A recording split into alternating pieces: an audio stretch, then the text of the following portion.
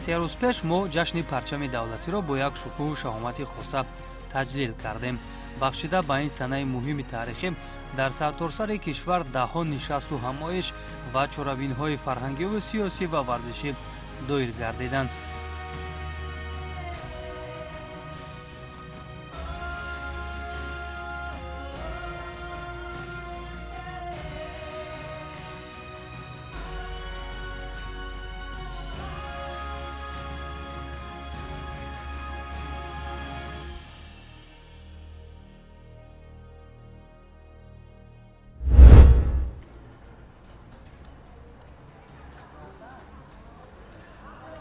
کمیته کار با جوانان و ورزش نزد حکومت جمهوری تاجیکستان در موافقت با دستگاه اجرایی پرزیدنت جمهوری تاجیکستان بخشیده به روز پرچم دولتی همایشی تنتنوی و اکسکورسیای ورزشی سیاحی ورزشکاران نورس و جوان تحت عنوان ورزشکاران پرچم برداران ملت را دایر نمود. در این همایش سابقه‌داران و مربیان، ورزشکاران نورس و جوان و چهره‌های شناخته ورزش کشور، آنهایی که در عرصه جهان بارها پرچم ما را پرافشان کردند، شرکت داشتند. در ابتدا رئیس کمیته کار با جوانان و ورزش نزد حکومت جمهوری تاجیکستان رحمانزاده عبدالله همگان را به مناسبت روز پرچم دولتی تبریک نموده تاکید نمود که پرچم ملی افادگر اتحاد و سرجمی، ننگ و ناموس، وطن دوستی و وطن پرستی و هویت ملی مردم فرهنگ سالار ما بوده والاترین مقصد و مرام تاجیکان را در جلوی رنگ‌های خود انعکاس نموده است. واقعاً در جهان معاصر داشتن پرچم ملی نشانه استقلالیت یکی از رمزهای اساسی دولتداری و وحدت ملی بوده. دولت معاصر را توسط پرچم آن می‌شناسند. همزمان رهبریت کمیته ابراز نمود که بعد از پرزیدنت جمهوری تاجیکستان محترم امامعلی رحمان ورزشکاران دومین نفرانی به حساب می‌روند که با شرافت پیروزی‌های آنها در بزرگترین مسابقه‌های جهانی این مقدسات ملی پرافشان می‌گردد. طبق معلومات‌های به دست آمده در زمان صاحب استقلالی 6263 مرتبه پرچم دولتی جمهوری تاجیکستان بلند برداشته شده. زیاده از 2000 مرتبه سرود ملی کشور ما به خاطر دستاوردهای ورزشکاران کشور در مسابقه‌های سطحی بانفوذ صدا داده است. امروز هم ورزشکاران با ننگ و ناموس کشور با عزم قوی و نیروی جوانمردانه نزد خود مقصد می‌گذارند که باز هم برای پرافشانی لیوای تاجیکان در مقیاس جهان کمر همت می‌بندند. من کدام مسابقه‌ای که سفربر میشم با خود پرچم را با خود میبرم، چون که در ذهن من این بلند برداشتن پرچم میباشد، با خود همه وقت در بری من است. تا این روز چقدر توانستم من پرچم دولت عزیزمان را بلند برداشتم، این به خاطر مردم عزیز کشورمون بود و کوشش می‌نمایم که در آینده نیز پرچم دولت عزیزمان را در عرصه بین المللی بلند برداریم. طبق نقشه همایش مذکور یک زمره از ورزشکاران و مربیان با سپاسنامه‌های کمیته کار با جوانان و ورزش همزمان با عنوان‌های صحابی قدرشناسی کرده شدند. یک گروه دیگر باشد طبق نقشه به نیروگاه برقی آبی و راغون سفربر می‌شدند. سراول آن مربیان موفق و دارای کسبیت بلند به خاطر زحمت و محنت‌هایشان با عنوان‌های استاد ورزش جمهوری تاجیکستان و مربی درجه عالی قدردانی گردیدند. اینچنین به یک زمره از ورزشکاران نورس و جوان ما که امسال در مسابقه‌های سطحی بانفوذ خود را به طور ارزنده نشان دادند و با پیروزی‌هایشان پرچم کشور ما را بالا برداشتند، از جانب رهبریت کمیته با سپاسنامه‌ها سرفراز گردانیده شدند و چنین هوسمندی و توجه دائمی میتواند ورزشکاران را جهت فتح قله‌های بلندتر راهنمو سازد و سابقه‌داران و مربیان باشند کار را در این سمت به راه مانده پرچم برداران میهن را به ویا میرسانند.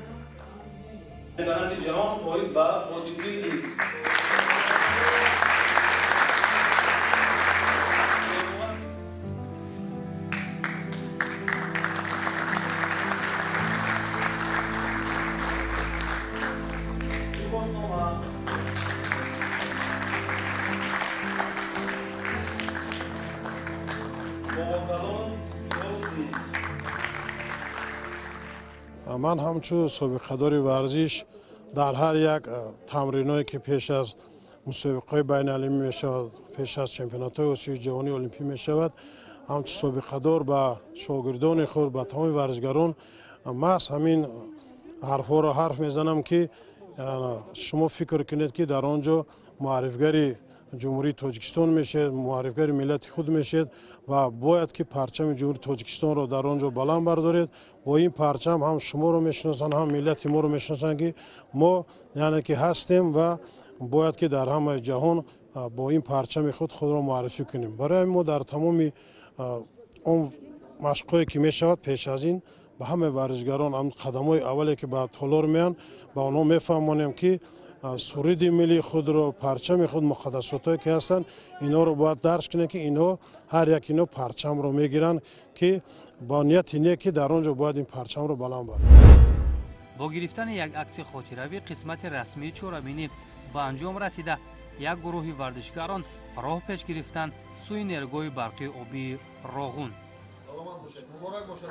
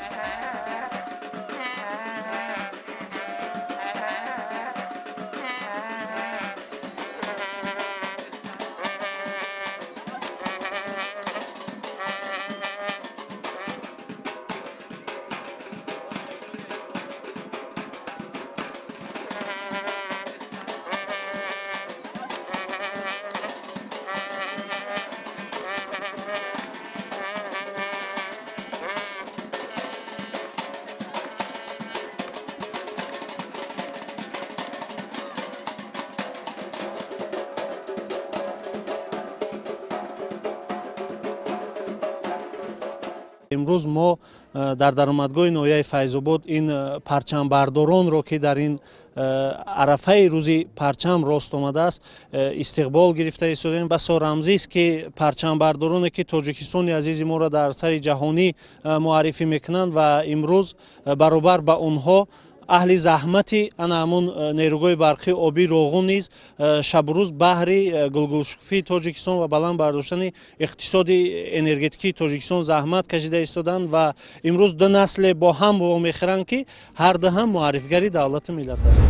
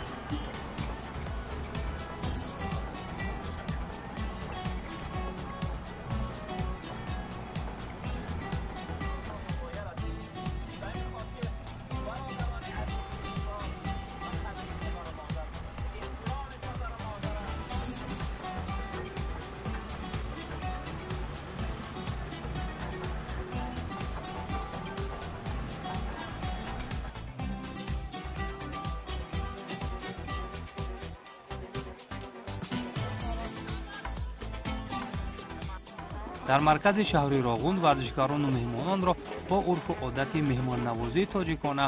истиқбол гирифтанд.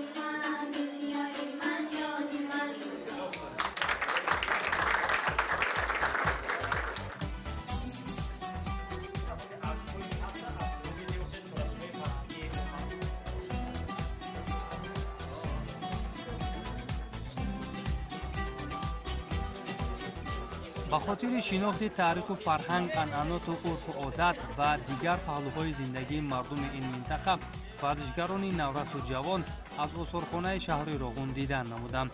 осорхонаи мазкур соли 2014 ифтитоҳ гардида, дар он бозёфтҳои зиёди қадима, сару либос ва олоту дигар ҳунарҳои дастии аҷдодони мо ҷой дода шудааст.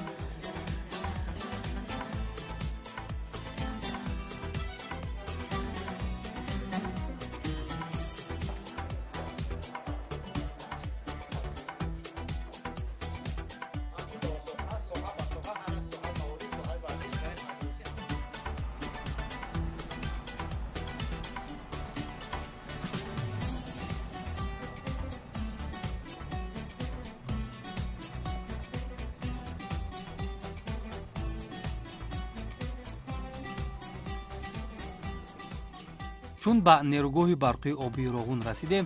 дар толори бошукӯҳи Кохинур бахшида ба рӯзи парчами давлатӣ барномаи консертӣ ҷараён дошт, ки санъаткорони кишвар дар хизмати сохтмончиён буданд. варзишгарон ҳам якчанд лаҳза дар хурсандии коргарону сохтмончиён ҳамроҳ шуданд.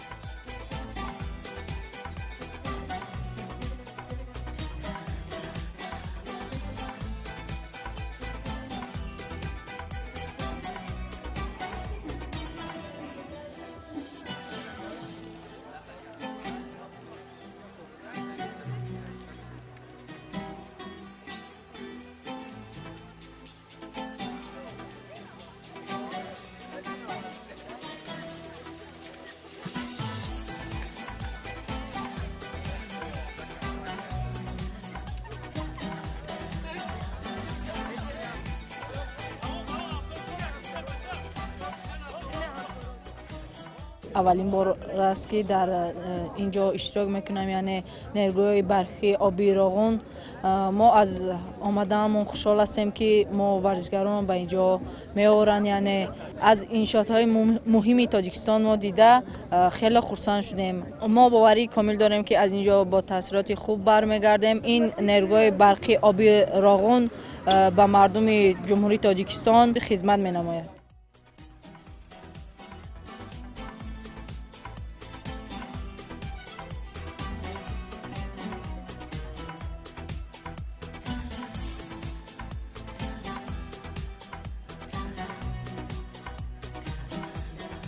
воқеан иқдоме ки кумитаи кор бо ҷавонон ва варзиши назди ҳукумати ҷумҳурии тоҷикистон рӯй даст гирифт бисёр муҳиму саривақтӣ буд, чаро ки имрӯз ду наслеро бо ҳам рӯбарӯ карданд, ки яке дар арсаи ҷаҳон ба хотири ному нанги миллат ва паровшонии парчам талош мекунад, дигаре бошад бо азму талош ва заҳматҳои сангини хеш ба хотири ояндаи дурахшони меҳан талош меварзад. нерӯгоҳи барқии обии Роғун муҳимтарин иншооти энергетикии Тоҷикистон буда, баландии сарбанди он дар ҷаҳон назир надорад. тибқи маълумотҳо имрӯз 15 000 сохтмончиён дар ин иншооти бузурги аср кор мекунанду ба хотири гулгулшукоӣ ва чароғон кардани Тоҷикистони азиз заҳмат мекашанд. варзишгарони наврасу ҷавон бо дидани корнамоиҳои абармардони меҳан бори дигар мутмаин шуданд, ки خدمت ساختمانچیان نه کمتر از خدمت آنهاست و باید به همه این ارج گذاشت. در نیروگاه‌ها بسربند نمیشه در بالای پلاتینای بلندی پلاتینای ما 335 متر میشه از جهتی بلندترین سربند از جهتی سنگی و خاکی یعنی این خیلی پلاتینای سنگی و خاکی در جهان کم است دیگر دولت‌ها دارند پلاتینای بیتونی هستند بلندی پلاتینمون رو گفتیم 335 متر در خیتای هست 337 متر فقط 2 متر از این بلند است نه که وای بیتونی است این ما از موادهای طبیعی یعنی ما سربند میسازیم تگ همین از اون قسمت سرشیدگی تگش 1.5 کیلومتر میشه همین کوه میگرده همین دره که میبینین همینجا پر از یعنی سنگ و خاکی که ما موافق طلبات‌های تکنیکی هست صبح پلاتین میسازیم خیلی که ما ورزشگرا زحمت بسیار میکشیم ولی ما در اینجا اومده خدمت های اینها رو دیده در این گسیراغون اینها گیم بسیارتر از ما زحمت میکشیم گیم خطا نمیکنیم برای همین باز ذوق ما زیادتر شد که ما رفته مهنت کنیم و به خاطر اینها باز بیرق تاجیکستان رو بلند برداریم باز یک چیز دیگه را قید کردن هستم که ما در یک جایگی چی ورزشگر چی ساختمانچی ما در یک جایگی اگر یک جا باشیم وطن عزیزمون آباد می شود برای همین ما نمیگیم که ما ورزشگر هستیم اینها ساختمانچی هستند ما باید متعهد باشیم که در یک جایگی باشیم و وطن عزیزمون رو باز آباد و زیباتر کنیم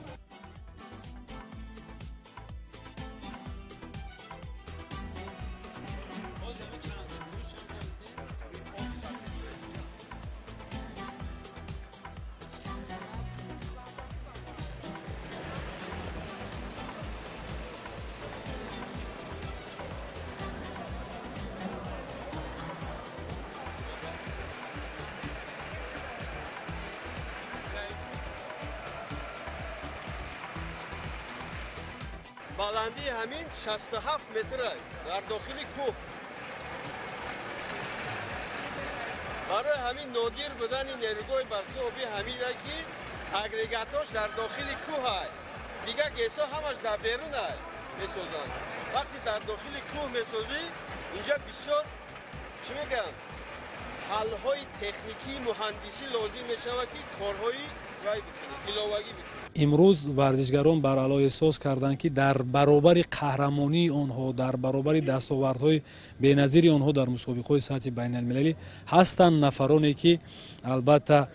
از اینها یا برابر به اینها دیده برای ملت برای پیشرفت تاجیکستان برای آینده درخشان تاجیکستان زحمت ها و تلاش های می‌ورزند که در حقیقت واقعا باعث تحسین و آفرین است زیرا امروز با چشمان خود بدیدند که جوان تاجیک شهروند تاجیک یعنی که پدران ما بابایان ما برادران ما فرزانه همین ملت چه خیل با همون هدایت راهنمایی های پیشوای معظم ملت محترم امام علی رحمان امروز در عمق کوه ایستاده برای آبادی کوشش میکنند برای روشن نمایی تاجیکستان محبوبمون کوشش میکنند البته نیروگاه برقی آبی روغون رو یک انشاءات بزرگ عصر مینامند واقعا بزرگ است با پره با اتمام رسیدن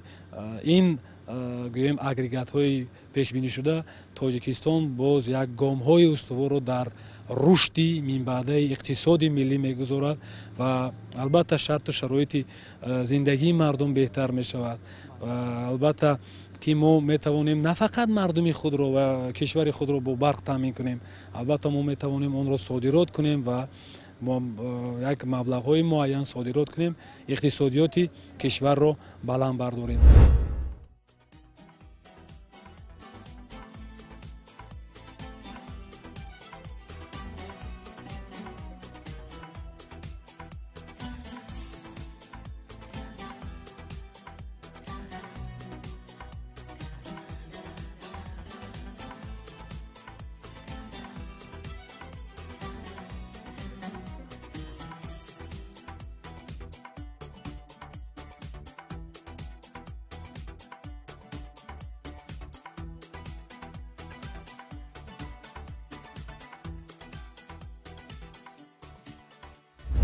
شاهد آن گشتیم ما آمدیم در این نیروی برقی آبیراغون